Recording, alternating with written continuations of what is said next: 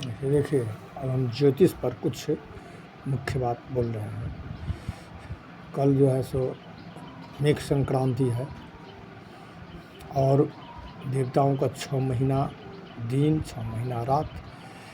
तो मकर से लेकर मिथुन तक, मकर कुंभ मीन मेष वृष मिथुन, ये 6 राशि जो है सो दिन हो गया।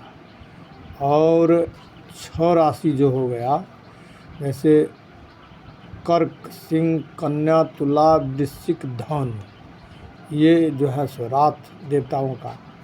इसमें 2 घंटा जो है सो सूर्योदय से लेकर के मकर, इसके बाद में 2 घंटा कुंभ, फिर 2 घंटा मीन, मध्य दिन हो गया।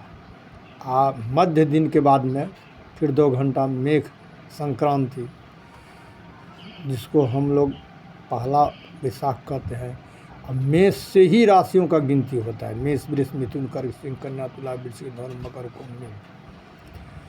और इसमें देखिए जे पहला वैशाख पहला जितना वैश वगैरह और जितना जो तारीख तिथि इत्यादि का गणना जो है वहीं से मेघ संक्रांति से। पुण्यकाल कल 12 बजे के बाद सायं समय तक है। और इसमें लोग पहले से सोर सतवैन कहता है, ये सब रंग बिरंग का, लेकिन ये इसको माधव मास भी कहा गया है। और मीना अवतार भी इसी दिन हुआ था, इसी संक्रांति में। तो इतना पुण्यकाल देने वाला ये संक्रांति है जो इसका पुण्य का गणना नहीं कहा जाएगा। और इसमें किस लिए है, जो स्नान दान नित्य पाठ जप तप होम इत्यादि ये कार्यों के लिए है, न कि पार्टी मनाने के लिए है, उत्सव मनाने के लिए। उत्सव मनाते हैं कौन लोग, जो नाटक करते हैं, जो इस विषय का उनको से इस विषय से अनभिज्ञ हैं, उसके लिए। अन्य दिन यदि आप बहुत दान करते हैं और संक्रांति दिन मेघ संक्रांति दिन थोड़ा भी दान करेंगे तो बहुत का फल थोड़ा से ही मिल जाता है। बहुत अन्य दिन बहुत पाठ पूजा करेंगे और कल यदि थोड़ा भी करेंगे तो वो बहुत के बराबर में हो जाता है। और इतना उत्तम समय इन कार्यों के लिए है, न कि आपको पार्टी मनाने के लिए है। यही ना समझ के कारण लोग दुर्गति को पाता है।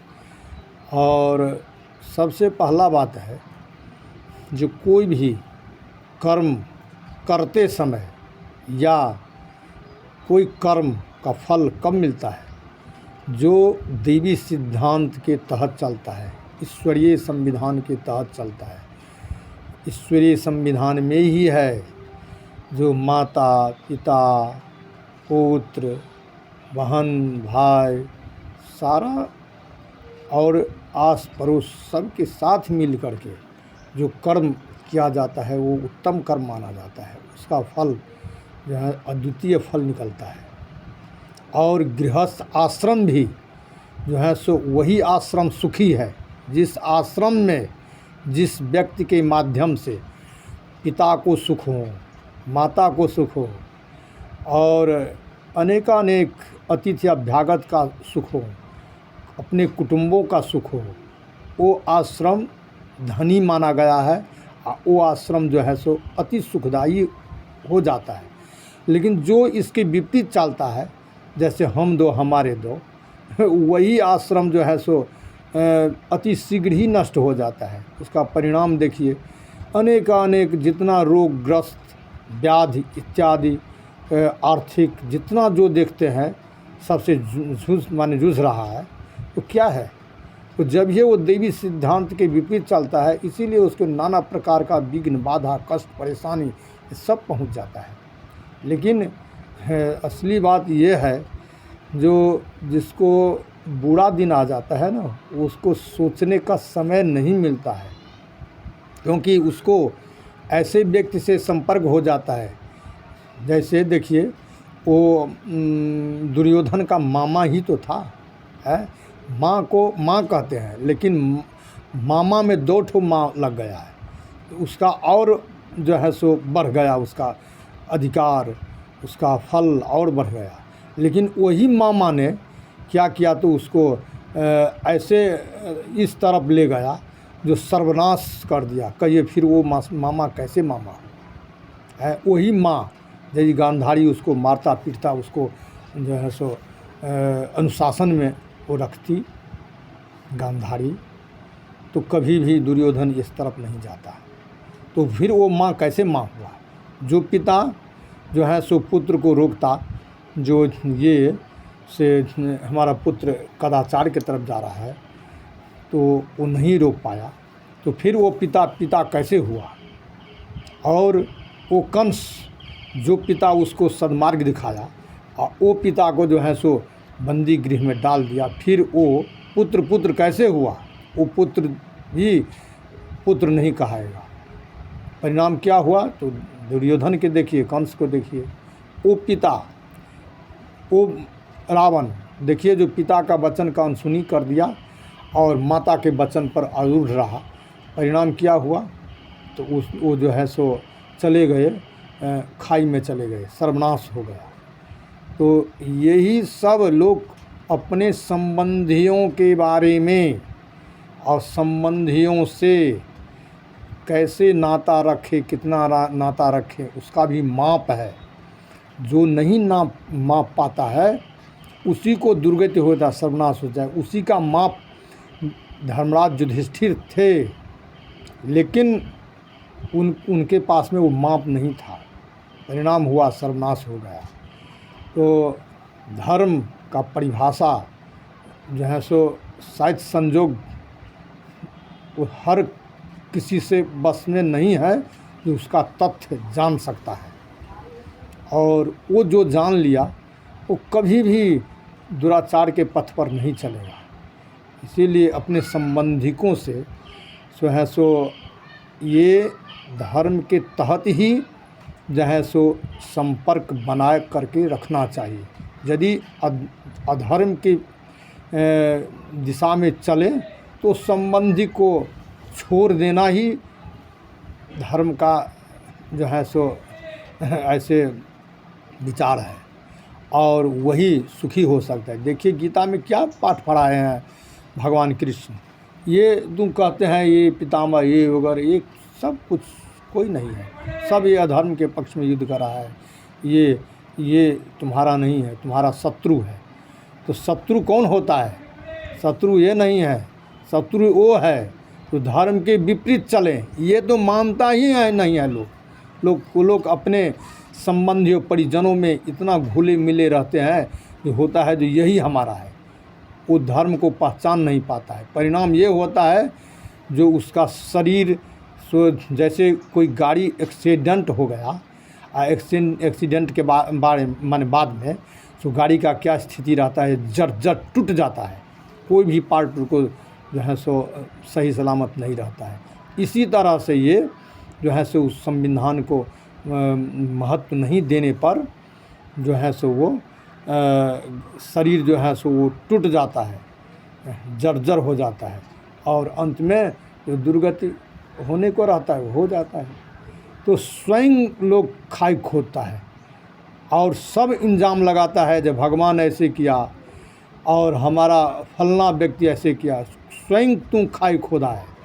तो फिर वो खाई को जो है सो भरने वाला तो भगवान माने ये नवग्रह तैयार है जो खाई भर देगा। फिर तुमको पता नहीं चला, खाई भरने के बाद में दलदल हो जाता है, वो दलदल में फंस के मरेगा, कोई फिर उठा नहीं सकता है। इसीलिए मनुष्य को जो है सो ये ज्योतिष शास्त्र एक अजूबा शास्त्र है। ये शास्त्र हमको पथ निर्देश करता है। देखिए ये पथ गलत है, कोई भी शास्त्र उठा ले, लेकिन ज्योतिष शास्त्र के समतुल कोई शास्त्र नहीं है, क्योंकि ये आगे का बात बताता है। कोई शास्त्र आपको सामने का बात बताएगा। अब वेदव्यास के बारे में, किसी के बारे में यदि कहते हैं जो वो भूत भविष्य वर्तमान के पहले बता दिया है, शास्त्र में लिख दिए हैं। तो कौन शास्त्र से? ज्योतिष शास्त्र से, वो अन्य शास्त्र से। अन्य शास्त्र का वैसा दृष्टि है कहाँ जो वो भविष्य का बात बता सकता है? और वो पराशर ऋषि के पुत्र भगवान वेदव्यास है। पराशर ऋषि जो है, सभी पराशर गणित फलित सब चलता है। पराशर ऋषि जो है सो भूत भविष्य वर्तमान के ज्ञाता थे, उन्हीं का पुत्र। तो वो कैसे ने जो है सो ज्योतिष में मर्मज्ञ हो सकते हैं? और यही सब पर ध्यान करना चाहिए और सतर्क भी रहना चाहिए। और कभी भी कोई मुहूर्त इत्यादि को जो है सो ज्योतिष शास्त्र से संबंधित ही रखना चाहिए, और उसके विपरीत चलने से फल नहीं मिलता है। और कोई भी आश्रम का दीक्षा लिए हुए कोई मंत्र तंत्र जंत्र इत्यादि काम नहीं करता है जपने से, पूजन पाठ इत्यादि करने से। आश्रमी होने से, गृहस्थ आश्रम में है तो दीक्षा जरूर ले लेना चाहिए। दीक्षा लेने के बाद वो दीक्षा में जो मंत्र निकलता है, वो मंत्र ज्योतिष से साधित ही मंत्र होता है। और वैसे मंत्र कोई आचार्य कोई ऐसे दे दिया तो समझ लीजिए वो फ़ायदा कारक नहीं है। और ये भी कह सकते हैं जो ये व्यक्ति को फ़ायदा किया तो उसको उससे सेट करता होगा तब फ़ायदा किया, नहीं तो इतने लेता है। बहुत ऐसे भी व्यक्ति है जो हम जब से दीक्षा लिए तब से हमको ये परेशानी आ गया, वो परेशानी आ गया, ऐसे हो गया, बहुत ऐसे कहने वाले हैं। क्यों? तो वो जो मंत्र उनको मिला है वो मंत्र उसके जो है सो नाम से सेट नहीं करता है। ज्योतिष शास्त्र से शोधित मंत्र नहीं है। वैसे संसार में अनेक कितने मंत्र है, इसका गणना नहीं है, लेकिन सब मंत्र सबको जो है सो सेट नहीं कर सकता है। उसके लिए ज्योतिष शास्त्र से संबंधित शोधित मंत्र होना चाहिए। अब हम अपनी वाणी को विराम देते हैं। और यदि कहीं किसी को कोई शंका हो और ये भी जानने का कोशिश ऐसा है, वीडियो देखते हैं तो जानने की भी कोशिश होता होगा कि कुछ प्रश्न करें, कुछ उनसे ज्ञान ले। यही ज्ञान के लिए तो हम वीडियो भेजते हैं। तो वो हमसे प्रश्न पूछ सकते हैं सो फ़ोन के माध्यम से, क्योंकि इस माध्यम से तो आप ज़्यादा लाभ नहीं उठा सकते हैं। और आमने सामने हो जाएंगे तो और ज़्यादा लाभ उठा सकते हैं। नहीं आमने सामने होने से फ़ोन से भी यदि आप पूछ सकते हैं, रात के समय 8 बजे रात के बाद पूछ सकते हैं, हम जवाब दे सकते हैं। और इसमें शंका समाधान का निवारण भी होता है। संसार में कौन ऐसा प्रश्न है जिसका उत्तर नहीं है? कौन ऐसा दुख है जिसका दवा नहीं है? कौन ऐसा जो है सो मार्ग है जिसका आदि अंत न हो? ऐसा इसीलिए मनुष्य को घबराना नहीं चाहिए। घबराने से ही हार्ट का बीमारी होता है, और घबराने से ही उसको अनेक जो मानसिक चाप पड़ने से रोगों का उत्पन्न हो जाता है। तो ये सब हार्ट मजबूत करके और तब अपने समस्याओं का खोज करना चाहिए कि कहाँ हमारा समस्या का निदान होगा। घबराना नहीं चाहिए। और अब अपनी वाणी को विराम देते हैं। जय श्री राम।